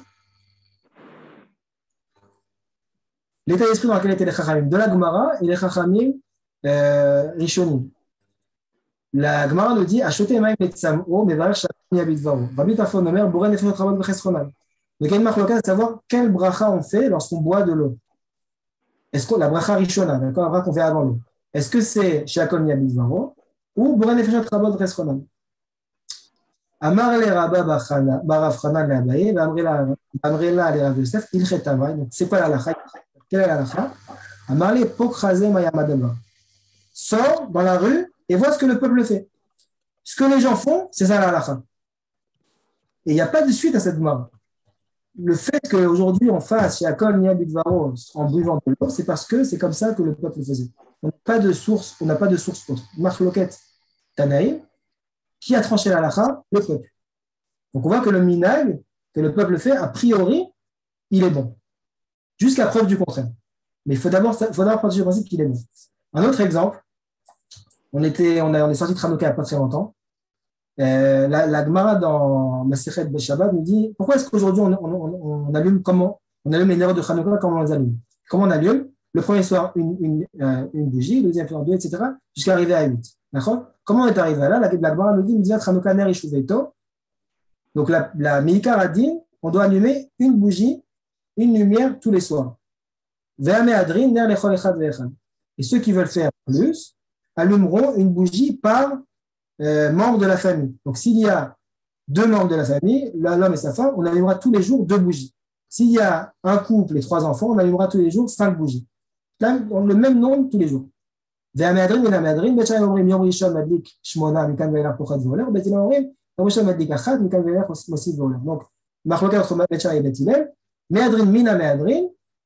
selon Bethilel, selon la halakha, on allumera tous les jours un ner et on augmentera jusqu'au 8e jour. Donc, la question qui se pose, c'est ce méadrin et la méadrin. Est-ce que c'est par rapport au Ikar Adin, c'est-à-dire à une seule bougie tous les soirs, et donc en fait on devra allumer une bougie le premier soir, 2 bougies le deuxième soir, ou alors c'est par rapport au deuxième cas. C'est-à-dire que s'il y a 2 personnes dans la famille, le premier soir on allumera 2 bougies, le deuxième soir on allumera 4 bougies, le troisième soir 6, etc. Le Rambam lit la Gemara comme la deuxième explication qu'on vient de donner, c'est-à-dire que pour lui, je ne vais pas tout lire, mais il dit que pour lui, on devra allumer selon le nombre de personnes fois le nombre de jours. Vous voyez dans la halakha ici, Ketzad, disons qu'il y a 10 personnes dans la maison, là il a Rishon Madlik Asara, donc la première soir il allumera 10 bougies, au Belal Esheni Esrim. Et le deuxième soir, 20 bougies. Et le troisième soir, 30 jusqu'à ce qu'il arrive à 80 bougies. Donc le Rambam lit la Gemara comme la deuxième explication, que Me'adrin Muna Me'adrin, c'est par rapport au deuxième cas, par rapport au Me'adrin. Mais après, il écrit, dans la halakha suivante, Minat Pashut Bechol Arenu Bisfarad, שיהיו כל אנשי הבית מדליקים נר אחד בלילה הראשון, ומוסיפים והולכים נר בכל לילה ולילה, שנמצא מדליק בליל שמיני שמונה נרות, בין שהיו אנשי הבית מרובים, בין שהיה אדם אחד. C'est-à-dire que le Rambam, il a lu la Gemara d'une certaine façon, mais il dit, mais le minhag, c'est pas comme ça. Et donc, on devrait allumer, comme le minhag, une bougie le premier soir, jusqu'à 8 bougies. Il y a une mode aujourd'hui qui est de dire que je faisais quelque chose, c'est encore pour répondre à ta question, Raphaël. À la maison, on faisait certaines choses. Maintenant, moi, j'ai pris un livre là que j'ai trouvé dans la bibliothèque. Par hasard, il y a le Yalkut Yosef, pour ne citer que lui. Et je vois que ce qui est marqué dans le Yalkut Yosef, c'est différent de ce que je faisais à la maison. Donc, a priori, qui a raison? Ce qui est marqué dans le livre, non? Eh bien, les Chachamim ne sont pas du tout d'accord. Ce qui a force de loi, ce n'est pas ce qui est marqué, c'est ce que font les gens, ce que fait le peuple. On voit le Rambam tranche la halakha différemment de sa compréhension de la Gemara parce que le minhag est différent. Et un dernier exemple, le tout début du Talmud, le tout début de la Gemara commence par cette idée-là. Tout le monde connaît cette Mishnah, la première Mishnah du Talmud, qui nous dit à partir de quand on lit le Kriyat Shema du soir, lorsque les Kohanim mangent de la Trouma, c'est-à-dire la tombée de la nuit. On ne pourra lire le Shema qu'à partir de la tombée de la nuit. Et Rashi pose la question, donc, si on doit lire le Kriyat Shema la nuit, pourquoi est-ce qu'on lit au Bet HaKnesset quand il fait encore jour? Il faut savoir qu'en Europe, il y avait il y a un long laps de temps entre la Shkia et la tombée de la nuit, entre le coucher du soleil et la tombée de la nuit. Et donc les gens, pour ne pas les faire attendre, pour ne pas les faire revenir à la synagogue, faisaient Arvit juste après la Shkia, quand il faisait encore grand jour. Et donc, il lisait le Kriyat Shema aussi après la Shkia. Et donc, Rashi pose la question, si la Mishnah nous dit qu'on doit lire le Kriyat Shema après la nuit tombée, pourquoi est-ce que nous, on fait différemment? Il pose la question. Et après, il répond la réponse qu'il répond.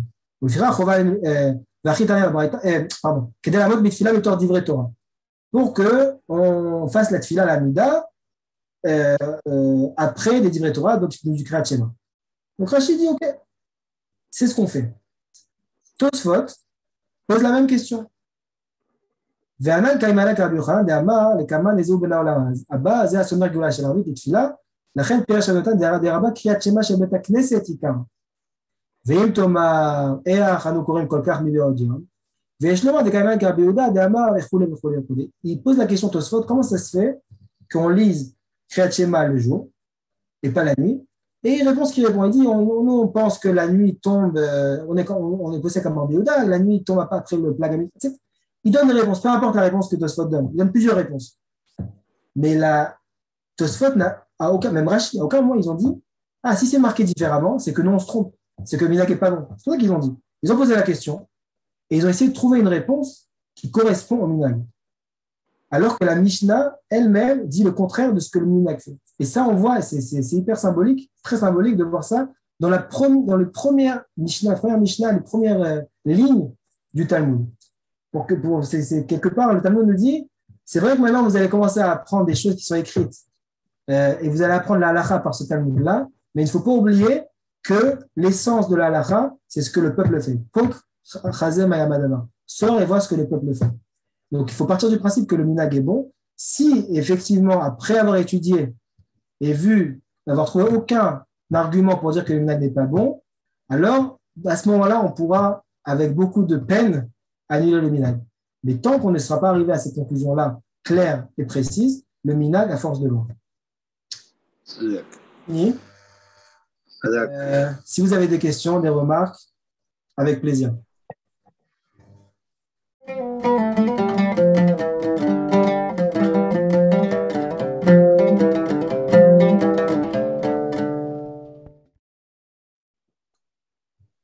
Moi, j'ai quelques remarques en tout cas.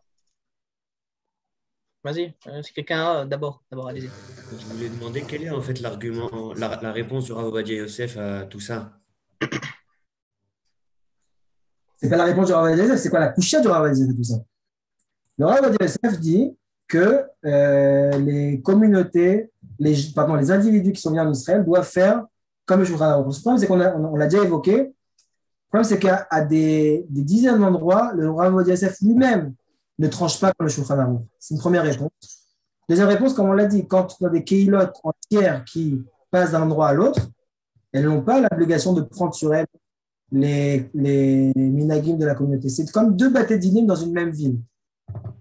Donc, ce n'est pas la réponse de Rav Avadia, c'est quelle réponse nous on donne à Rav Avadia sur le fait qu'ils disent que les communautés d'Afrique du Nord doivent prendre les minagim d'Eretz Israël, entre guillemets.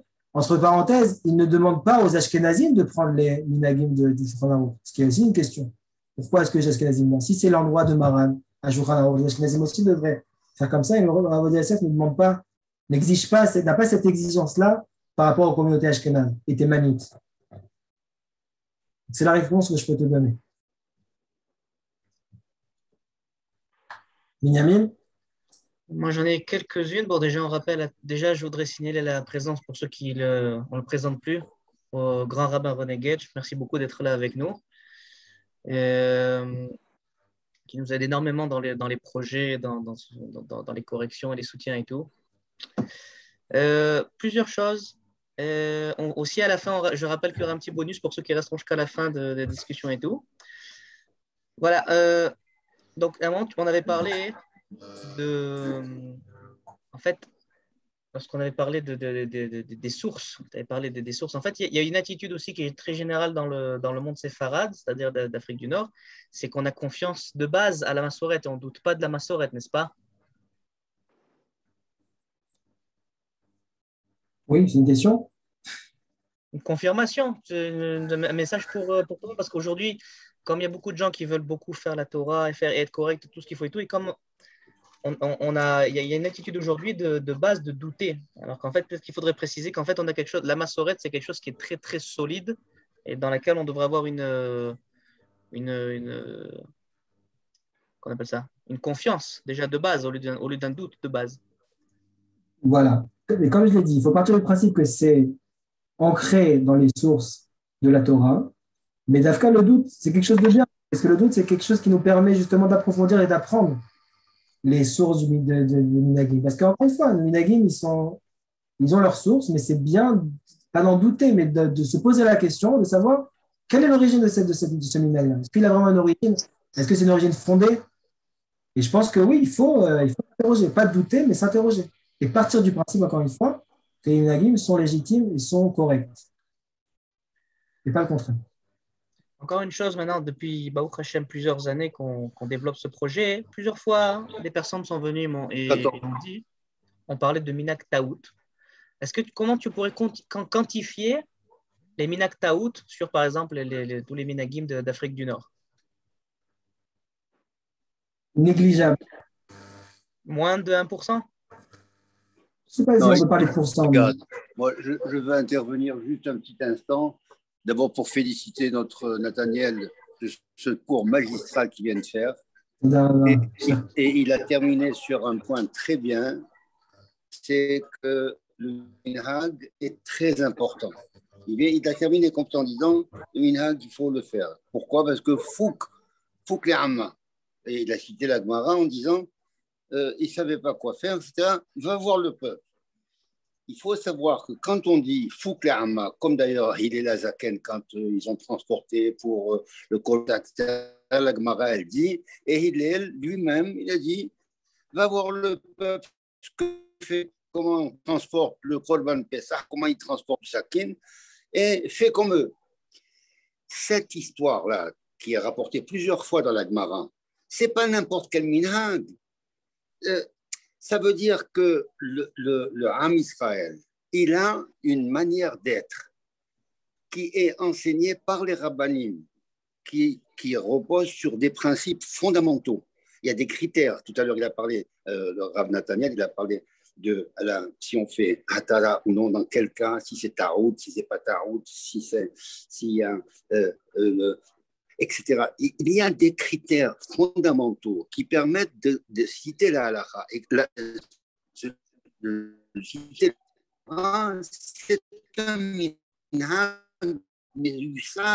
quand il dit minhag abotehem beyedehem, quand il s'agit de savoir que, par exemple, si le deuxième jour de fête, on le fait ou on ne le fait pas en dehors des restes Israël, c'est un minhag. En réalité, on ne devrait pas faire le deuxième jour de fête, et au plus aujourd'hui qu'avant. Et le Ham Israël a répondu à l'époque, et aujourd'hui, on a des critères qui nous permettent de savoir qu'on peut fixer deuxième jour de fête. Et pourtant, on est encore. Pourquoi? Parce qu'il faut des minyan, le Beddin qui doit décider. Ce n'est pas seulement le Ham, c'est le Beddin. Et le Beddin, il faut qu'il soit Beminyan, Berob Minyan ou Berob Minyan. Je ne vais pas expliquer tout ça. Le Hacham que vous avez devant vous, qui est Rabbi Nathaniel, il fera un cours sur ça. Ça veut dire qu'on ne parle pas du folklore, ce n'est pas du folklore ou bien des petites habitudes, etc. C'est la halakha. Et quand le Rabbi Sirlich s'est repris, parce que c'est la halakha. Donc c'est quelque chose qu'il faut savoir, ce n'est pas minhagim. C'est pour ça que quand tu dis de la massorette c'est ça.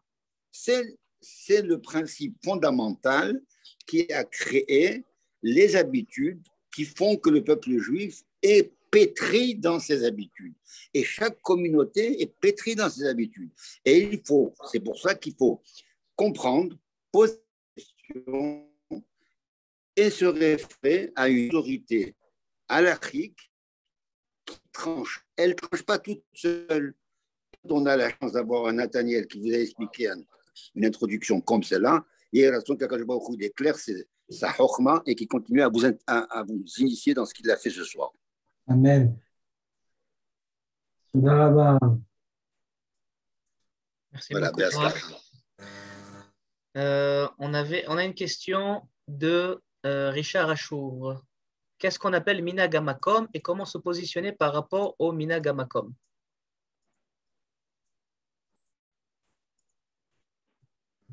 Le minhag hamakom, c'est ce qu'on a dit, c'est le minhag d'une communauté. Une communauté, elle a pris sur elle un minhag. Alors aujourd'hui, à l'époque, c'était d'un minhag d'une ville ou d'un village, ou alors de deux communautés dans une ville. Aujourd'hui, le minhag hamakom, c'est le minhag de la communauté. Une communauté, elle a un certain minhag, on doit se plier au minhag de la communauté. Comme a très bien rappelé le rabbin Gage, si je viens dans une communauté ashkénaze, par exemple, et que je dois faire la tfila, ben je devrais faire la tfila comme les ashkénazes. Parce que je dois me plier à leur minhagim. D'accord? Temporairement, pour le temps de la tfila. Je ne vais pas faire mes minhagim à moi. C'est le minhag à Makom. Tout simplement. Si je vais dans une ville, dans une communauté qui fait telle ou telle chose, et que dans un yishuv, par exemple, et que je veux y rester toute ma vie, ben je dois prendre leurs habitudes. Mais c'est même du bon sens. C'est même pas de la halakha, c'est du bon sens. De faire comme les gens, de ne pas être marginal. Il faut faire comme ce que les gens de l'endroit font. C'est tout à fait naturel, tout à fait doté de bon sens.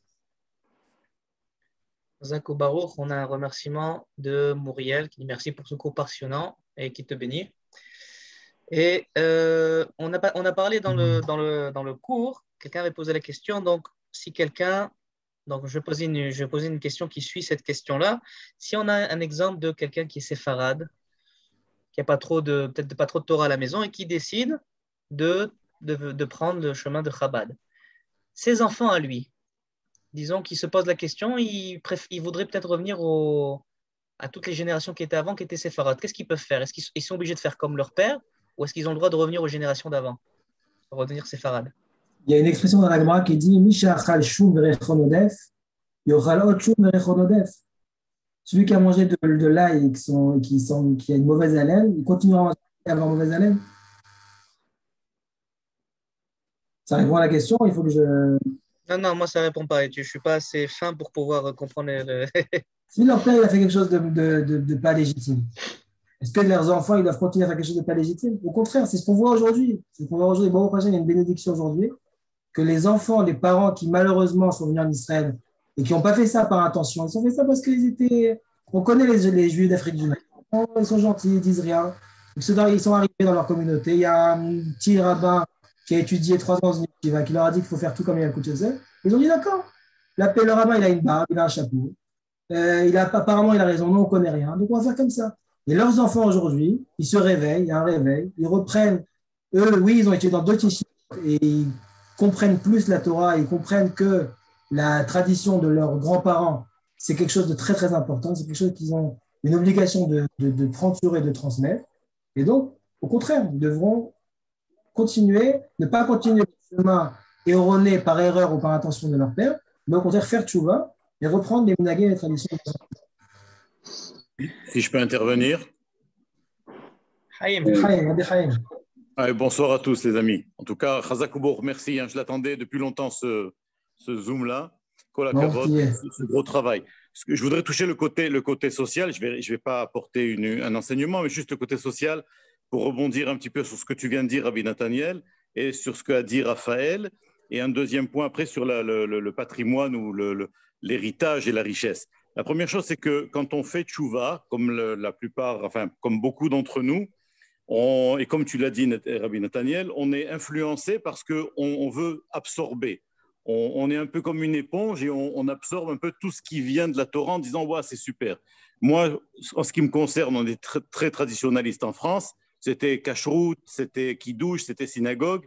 Mais la tchouva, je l'ai faite en me rapprochant avec Chabad de 13 à 15 ans, 13 à 16 ans. Et on prend là où on trouve. Parce qu'on pense justement que nous, les Nord-Africains, en première raison, c'est du folklore. Et la deuxième raison, c'est qu'on cherche du solide. On cherche quelque chose, comme a dit Raphaël tout à l'heure, de sérieux ou rigoureux. Donc, je pense qu'il y a un processus de ce côté-là. J'apporte mon témoignage de mon vécu personnel. C'est que je prends tout ce que j'ai pu rencontrer, j'ai pris. Et en vieillissant, entre guillemets, j'ai fait mon choix. Et Akadosh Baruch Hu m'a fait rencontrer certaines personnes, il m'a fait vivre parmi certaines communautés. Donc, on est influencé par rapport, quand on fait tchouva, là où on vit. On est chassouf à ce qu'on entend ou au cours, au Beth Midrash qu'on côtoie, à la synagogue, aux gens et aux rabbins. Et si tu veux, il y a un certain processus qui, moi, de mon côté, ma propre décision personnelle, a été de revenir, pas que j'avais abandonné, chas v'shalom, parce que ce n'était pas abandonné, mais de remettre dans ma vie de juif de tous les jours ces choses, ces minagim, ces halachot que j'avais mis de côté parce que justement mon parcours m'avait fait rencontrer d'autres choses. Et c'est toujours un processus. Le deuxième point, c'est que le fait de perdre ces halachot-là, de perdre ces coutumes-là, c'est un peu, comment on dit, abîmer le judaïsme mondial. Je répète à chaque fois que le fait que chaque communauté apporte sa halacha et ses coutumes authentiques ne fait que du bien au peuple juif parce que ça enrichit justement cet héritage et ce patrimoine. Et chaque communauté doit garder sa ligne de conduite. Chez nous, on appelle ça, moi j'aime bien parce que les rabbins nord-africains que je côtoie me rappellent toujours que la Torah, ils disent Torah Haïm, c'est une Torah vivante. L'exemple que le Rav René Gedge a donné, le tien aussi quand c'était la Gemara, va voir ce que le peuple fait. C'est une Torah vivante. Et le Rav Uri Cherki avait dit un jour que on voit chez les Sfaradim, ou même à l'époque des Rishonim et des premiers Acharonim, il n'y avait pas de livre de halakha jusqu'au Shulchan Aruch, il y avait des responsa. C'est-à-dire qu'on adaptait la réponse par rapport au vécu. Et c'est ce qu'on a un petit peu perdu avec tous ces livres techniques et secs, où, attends, je vais ouvrir un livre, je vais voir ce qui se passe. Et je pense que chaque communauté doit garder, sans vouloir, comment on dit, convertir à autre chose. Et ce serait dommage pour le judaïsme et pour la richesse du judaïsme mondial de perdre tout ça. Voilà, c'était les 2 points que je voulais ajouter. Et je voulais encore une fois vous remercier pour tout ce que vous faites. C'est un travail énorme et je sais de quoi je parle. Chazak ou Baruch. Mais justement, tu as tout à fait raison, Chaim. Ce cours-là d'introduction, c'est un cours qui est destiné à tous les judaïsmes de manière générale. Ce n'est pas ni pour les constantinois, ni pour le judaïsme nord-africain. C'est, comme tu dis, chaque communauté se doit de garder ses propres on n'est pas là pour… au contraire, ce qu'on dit, c'est que chacun doit garder ses propres minagim. Que ce soit les Bnei Data Mizrach, avec leur minagim de ne pas faire la bracha sur la Rodesh, soit les Ashkenazim qui ne mangent pas de kitnet à Pessah, ce n'est pas quelque chose de sectaire du tout, au contraire. Chaque communauté, chaque individu doit aller dans le chemin de ses parents. Comme tu dis, c'est quelque chose qui enrichit le judaïsme et d'annuler, comme tu l'as dit très bien, un minag, quel qu'il soit, ça appauvrit au contraire le patrimoine global et général de tout le judaïsme. Je suis tout à fait d'accord. Si je peux me permettre, alors, Nathaniel, juste rends-moi la main, peut-être que je puisse au niveau Ah ouais. technique. Bon, Chaim, c'est quelqu'un de très humble, je vous le présente aussi. Chaim Bismuth, c'est ceux qui ne le connaissent pas, il s'occupe d'une organisation extraordinaire, Chaim Bahem, pour les familles pauvres, donc je vous invite à consulter ça aussi. Et à niveau aussi technique, pour l'aisance, il y a deux choses. Bon, il y a une chose qui n'était pas faite du cours, peut-être qu'un jour tu feras un cours dessus, Nathaniel. On a l'habitude aujourd'hui de dire Ashkenazim et Sfaradi, mais ce n'est pas tout à fait vrai. Donc, les Thémanim ont leur minagim à eux, les Éthiopiens leur minagim à eux, les Ashkenaz, il y a les Ashkenaz, les Chassidim, et surtout dans le cas des Sfaradim, en Israël, ils ont l'habitude de dire Sfaradim, en fait, c'est ce qu'ils appellent les Dot Amizrach, c'est-à-dire en français, on dirait les Orientaux, ceux qui sont plutôt à l'Est, Syrie, Irak, etc. Et Sfaradim, ça serait plutôt vraiment l'Afrique du Nord, on a vraiment des traditions aussi différentes que des Ashkenaz, par exemple. Une petite, voilà. Et je citerai aussi que Bezrat Hashem, j'espère, très bientôt. Donc, il y a le Rav Yosef Nakash, si certains le connaissent, à Jérusalem, qui prépare donc un livre de halachot, voilà, qui est aussi soutenu par le Rav René Gage, un livre de halachot pour toutes les villes d'Algérie, que ce soit Oran, Constantine, etc. On l'attend beaucoup, beaucoup, et bien sûr, on en fera la publicité dès que ça arrivera. Donc maintenant, on a vu qu'avec tout ça, donc voilà, on n'annule pas le Minag. Donc tous ceux qui sont un petit peu partis, voilà, vous avez constantineminagim.com, revenez à la maison, on est là, tout ce qu'il faut. On a le livre qui arrive, on a le rabbin Gage, on a Rabbi Nathaniel. D'ailleurs, Chaim, je suis déçu, on ne dit pas Rabbi chez nous, on dit Rabbi. C'est pas pareil. Hein. S'il y a d'autres questions, posez-les. Sinon, après, je vous donnerai le petit bonus dont on a parlé. Hazak Uba ou Rabbi Nathaniel?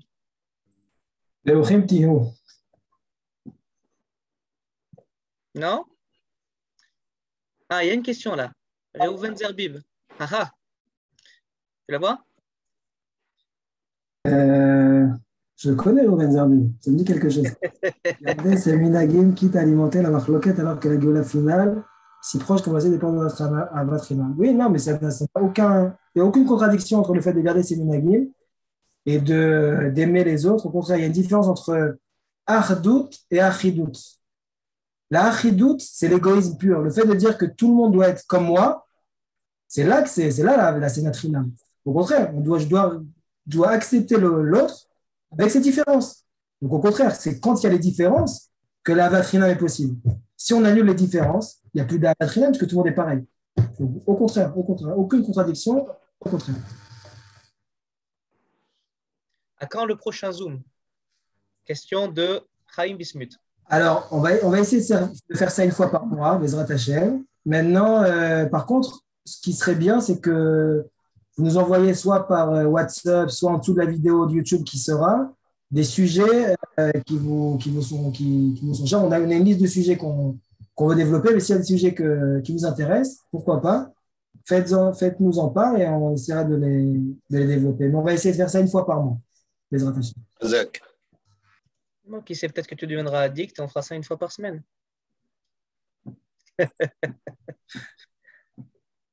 D'autres questions?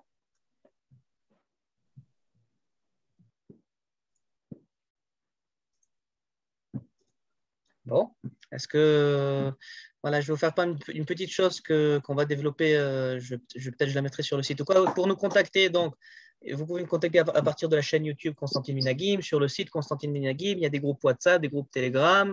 Si vous connaissez certaines personnes par Facebook, évidemment, il y a la page, il y a le groupe. Allez-y. Bon, ben, je vais te présenter quelque chose là qu'on a fait, voilà, que j'ai fait récemment. Ouais. Allez, comment je fais? Share screen. On y va. Voilà, si vous voyez mon écran, c'est bon? Je vous présente une petite série artistique, voilà, pour ceux qui veulent avoir leur rabbanim à la maison. Voilà, c'est que c'est. Donc, vous reconnaissez Manitou, ici. Vous reconnaissez peut-être le rabbin Naori et le rabbin, pardon. C'est ça l'écran? On voit l'écran? Grand rabbin Chouchna. Grand rabbin Chouchna. On le voit à l'écran, c'est bon, oui. Oui, on le voit. Voilà. quelques rabbanim de Constantine ici, avec, je ne vais pas tous les nommer, mais on a Sidi Fred en haut, on a un ancêtre du rabbin Gage ici, n'est-ce pas? Rabbi Khalfa. Rabbi Khalfa Gage. Et il y a Sidi Bahé, Alouche. Voilà, Sidi Bahalouche. Et Rabbi Sion Shekroun à côté. Rabbi Sion Shekroun. Et puis Rabbi Gnassia, Rabbi Yosef Gnassia. Là, vous avez Rabbi Rahim Naouri. Rahim Naouri. Voilà encore une autre petite composition. Donc, toutes ces compositions-là. Doucan. Ici, voilà. Rabbi Shimon Doucan. Et là, c'est votre grand-père, je crois. Non, je vois pas. Ah oui, ça c'est mon grand-père, Reuben Gage. Voilà, ceux qui sont fans de nourriture aussi, on a le couscous constantinois. Hein. Pourquoi pas? Voilà, Rabbi Sidi Fredj, entre voilà, notre passage à Constantine et le retour à Yerushalayim. C'est très en marche avec le Minag, hein, quand on vient juste de le dire maintenant. Voilà, donc je vais appeler ça des compositions, pas des tableaux parce que ce n'est pas vraiment de la peinture, seront disponibles sur n'importe quelle taille et n'importe quel format vert, format canvas, etc. sur demande. On partagera ça sur Facebook et ceux qui veulent avoir donc des choses qui leur rappellent un petit peu d'où ils viennent, etc. avec amour. Vraiment, avec grand amour, on a réalisé ça et on espère que ça fera plaisir aux gens qui souhaitaient avoir ça.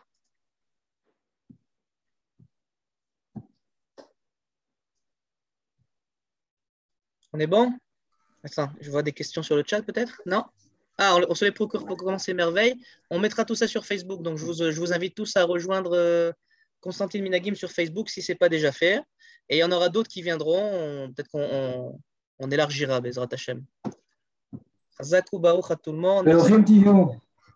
Rabbi Nathaniel, Chazakou Baruch, Rav Ged. Merci beaucoup à tous. C'était magnifique. Merci à tous. Au revoir à tous. Chazakou Baruch et Baruch.